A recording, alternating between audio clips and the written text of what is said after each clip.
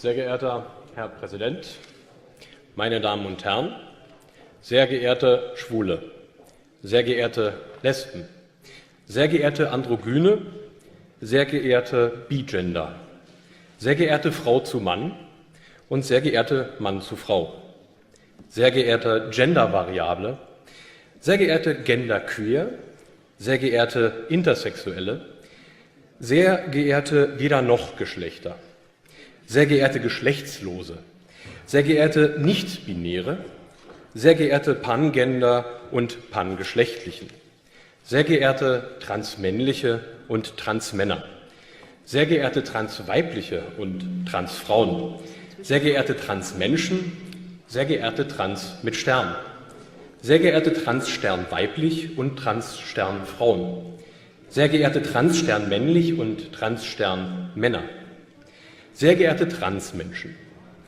sehr geehrte Transfeminine und sehr geehrte Transgender, sehr geehrte Transgender weiblich und Transgender Frau, sehr geehrte Transgender männlich und Transgender Mann, sehr geehrte Transgender Menschen, sehr geehrte Transmaskuline, sehr geehrte männlich Transsexuelle und sehr geehrte weiblich Transsexuelle, sehr geehrte transsexuelle Männer, sehr geehrte transsexuelle Frauen, sehr geehrte transsexuelle Personen, sehr geehrter Interstern weiblich und sehr geehrter Interstern männlich. Herr Abgeordneter, gestatten Sie eine Zwischenfrage? Ich bin ja noch nicht mit der Begrüßung fertig, Herr Präsident. Entschuldigung.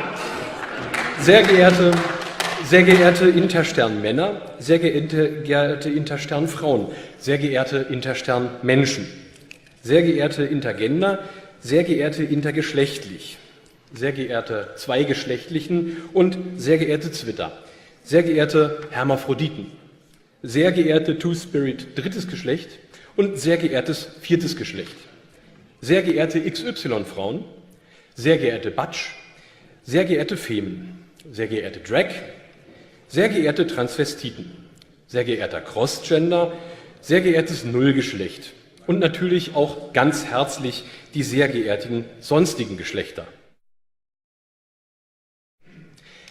Sehr geehrter Nonnemacher, sehr geehrter Bader und sehr geehrter Mus. Die AfD-Fraktion lehnt Ihren Antrag ab. Danke.